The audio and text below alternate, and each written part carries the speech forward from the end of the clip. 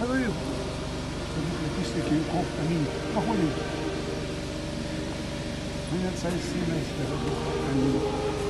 Кому надо ленточки берите, пояса выдаться. The general consensus among Western and Ukrainian sources is that Russia has seen a new window of opportunity until Trump's inauguration, aiming to seize as much Ukrainian land as possible. Ukrainian officials estimate that over the next 3 months, the Russian primary aim is to occupy southern and central Donetsk, focusing on the areas around Kurakhove, Velika Novoselka, and POKROVSK. The Russians are also preparing a potential advance on the Kramatorsk, Sloviansk, Konstantinivka agglomeration. This is why the Russians are aiming to complete their battles for Toretsk and Chasiv Yar, allowing them to move closer to Konstantinivka from the south and Liman from the north, tightening their grip on the region. And 2 questions remain to be answered that will predict the outcome of Russia's plans. First is the question of whether Ukraine can effectively utilize their reserves to hold the line in these areas. And second is the question of whether Russia can continue their pace of advance without doing a general mobilization. In Kurakhove, the situation is fastly approaching critical. Earlier today, the head of communications department of the Donetsk Regional Police, Pavlo Dyachenko, made this statement on Ukrainian radio Svoboda. The situation is extremely tough. Evacuation is ongoing, but it requires careful planning. To avoid putting civilians at even greater risk, the process has to be swift. Recently, around 10 people were evacuated along with their pets, all the while Kurakhove was under enemy fire. On the Kursk front, a curious report emerged in El País, a Spanish newspaper, which was picked up by Russian outlet RT News. It suggests that for some unknown reason, Ukraine's command appears to be prioritizing Kursk over its defenders in Donetsk. El País reported that Kiev has chosen to channel military sources to its incursion into Kursk region of Russia, rather than its positions in Donetsk. RT News continued the report by saying that according to Ukrainian servicemen fighting in Kursk region who spoke with the Spanish outlet last month, while they occasionally experience shortages of weapons and equipment, there are no such problems with personnel. The soldiers reportedly told El País that Ukrainian troops fighting in Kursk rotate every 10 days. Comparison to the Ukrainian servicemen operating in the Donetsk region who are rotated only every 25 days on average. Moreover, the report from El País also noted that Ukraine had 2 of its best regiments operating in Kursk, that is the 95th and the 80th Airborne Assault Brigades outfitted with the best equipment including German Leopard and American Abrams tanks. This led Ukrainian General Dmitry Marchenko to comment in an interview that he did not understand the reason for deploying Kiev's best brigades to Kursk, while the country's defenses are, and I quote, collapsing. In quotations, he said, "Maybe our leaders have some brilliant secret plan," the general suggested. So today's video will focus on 3 primary areas of the front. First will be a brief update on what is being called the 3rd wave of the Russian counteroffensive in Kursk. Second is the major hotspot area of the Kurakhove front. And lastly, is southern Donbas, where the Russians have their eyes on Velika Novoselka. And as usual, independent journalists like me who are making efforts to bring you the truth are not always favorable in YouTube's algorithm.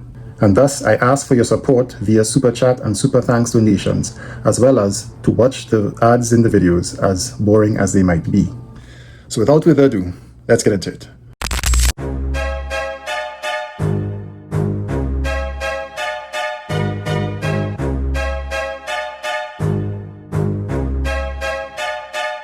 Just 3 days ago, on the 10th of November, to be precise, the New York Times broke the news that according to US and Ukrainian officials, the Russian armed forces had concentrated a group of 50,000 troops in the Kursk region, which also included personnel from the DPRK, or the Democratic People's Republic of North Korea. It was expected that in the coming days a large-scale counteroffensive in the Kursk region would ensue. According to these Western estimates, there were 10,000 North Korean servicemen in the region. The Washington Post also reported that military from the DPRK was sent not only to Kursk, but also to the neighboring Belgorod region. This was based again on a Ukrainian source, that is, the commander of the Achilles Battalion of the 92nd Brigade, a Mr. Yuri Fedorenko.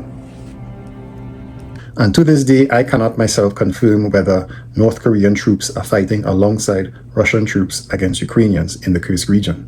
or whether Russia has indeed amassed an additional 50,000 troop force in the Kursk in only the last few days. As you will see from this clip from a US Major General Pat Ryder, the Pentagon's position as of the first week of November was that there was still no confirmation that DPRK troops will be fighting alongside Russians against Ukrainians in Kursk. Believe that there are now at least 10,000 DPRK forces in the Kursk Oblast, recognizing that as we continue to assess DPRK presence on the ground, those numbers could go up slightly in terms of the total number of DPRK troops in Russia. We've seen the press reports about alleged combat ops. We're looking into those, but at this point cannot corroborate those reports. But as you heard Secretary Austin say last week, should these troops engage in combat support operations against Ukraine, they would become legitimate military targets. Nevertheless, Ukrainian media reports that Russia has launched a third wave of their counteroffensive in early November to oust the Ukrainian forces there, and that this counteroffensive is still ongoing. The results of this offensive thus far are still mired in the fog of war, but it is admitted by Ukrainian officials that their forces have abandoned the Kurakhove district, although it is claimed that there still remains a presence in the village of Novi Shailak. This, they say, does not mean that Ukraine has given up on this section of the Kursk front, as they report that soldiers of the armed forces of Ukraine continue to counterattack along various points along the border, creating the potential for a breakthrough. On the more important section of the Kursk Bulge, the Russians have launched a successful assault on the western flank near Sudza toward Darino.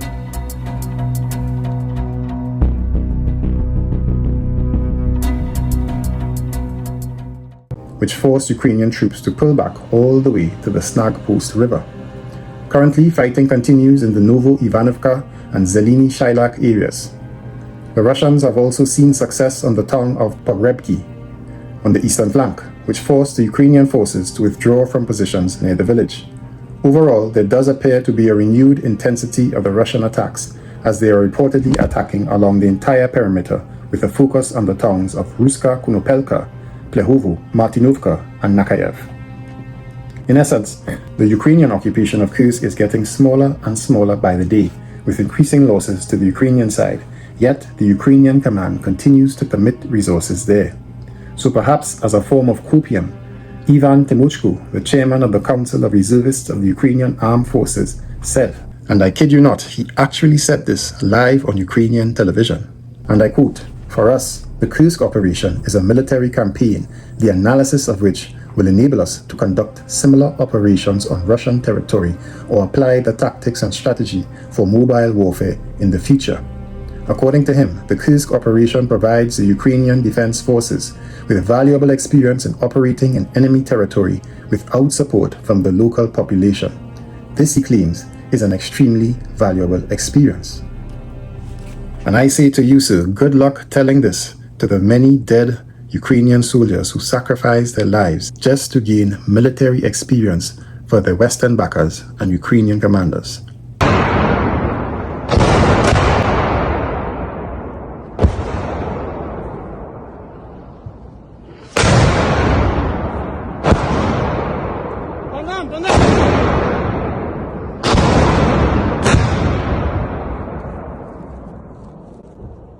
Сниматься надо, Чили. Снимаемся, блядь!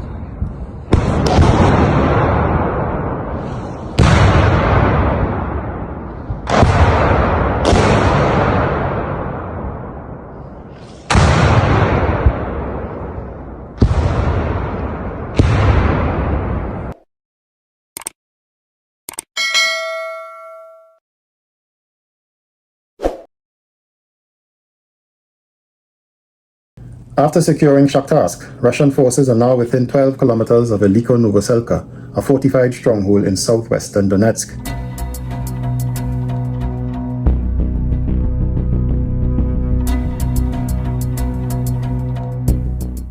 Capturing it would open a path for Russian assaults on the Zaporizhia region from this direction. Russian troops have started to establish a flanking line to attack Velika Novoselka from the east and west. By late October, they expanded their control north and west of Priyutny, capturing Staromayorsky and Urozaini, which Ukraine had previously liberated in the 2023 counteroffensive. This week, Russian forces breached Ukrainian defenses along a 14-kilometer stretch with a notable breakthrough at Makarivka, where they pushed into the village. Advancing along the road, they occupied Rivnopil, secured a 1.5-kilometer bridgehead south of Novodarivka, and began fighting in the village itself, from which Ukrainian forces are gradually withdrawing. What makes these advances more demoralizing for Ukraine is that all of these locations are locations in which the Ukrainians had sacrificed tens of thousands of men and pieces of equipment last year in their heralded 2023 summer counteroffensive. The distance from Novodarivka to the intersection of the Dnipro, Zaporizhia, and Donetsk regional borders is just a mere 6.5 kilometers, while the road supplying Velika Novoselka from the west is only 4 kilometers away and already under Russian artillery fire. Moreover, losing Velika Novoselka would grant Russia full control over the south-central Donetsk and could signal the start of hostilities in the Dnipro region. Meanwhile, Russian forces have amassed a strike force capable of targeting either Huliapol or Kurakhove, with signs of increased Russian activity near both settlements. Ну чё, пидорасы? Дождались нахуй? Держали сейчас, блядь!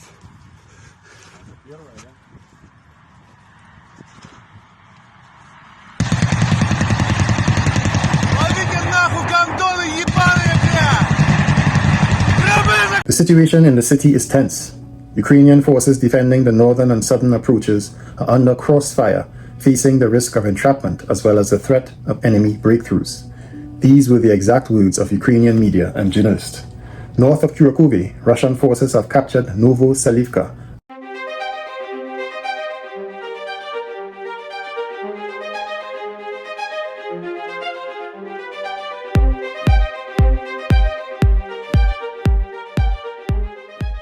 and Voznesenka. Ukrainian troops are fighting as they retreat south, but villages like Ilinka and Beretsky near the Kurakhove reservoir remain under attack. Meanwhile, the Russians have advanced to Sonstivka, only 6.5 kilometers from Kurakhove's western outskirts. If successful, this would nearly encircle the city and likely force Ukrainian troops to withdraw to Stary Turny to reorganize defenses. Recently, a dam was destroyed there,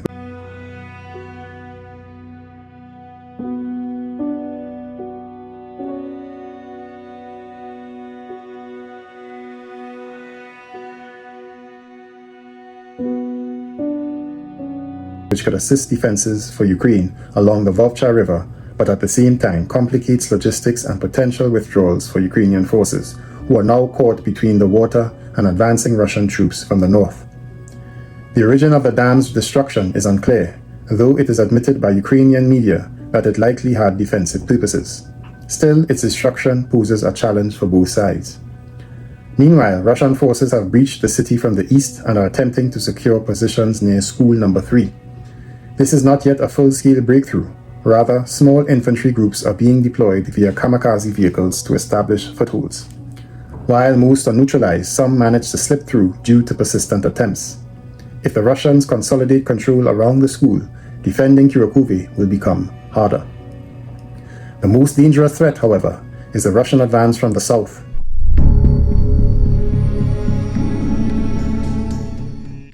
Assaults have already begun on the village of Dalny. Success here would allow Russian forces to press into Kurakhove's southern areas and simultaneously attack fortified positions along the Suki Yali River, which have so far repelled attacks from the south. A dual-front assault would make holding these positions untenable, potentially forcing Ukrainian troops to withdraw westward.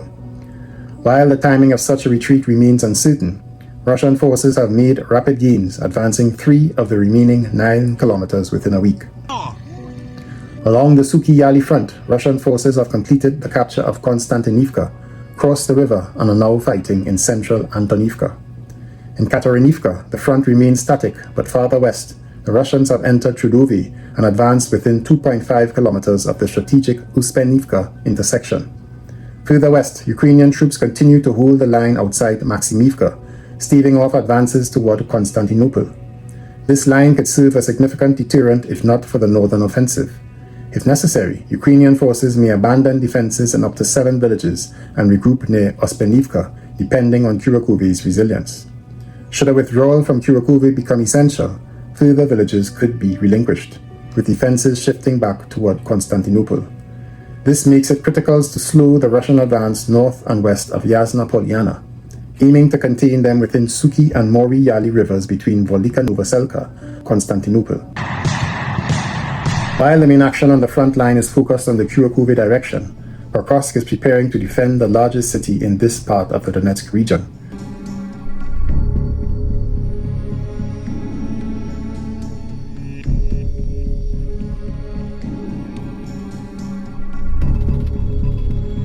Russian forces continue their attempts to push through Vozidizenka or make a direct advance on Myrnograd, but their most significant progress remains in the Selilove area.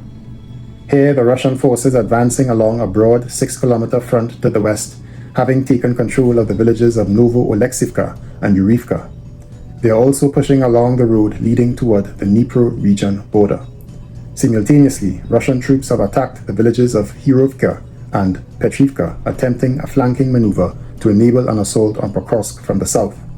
They have gained control over 2 kilometers along the route to POKROVSK, but their advance is being slowed by the Ukrainian defenders.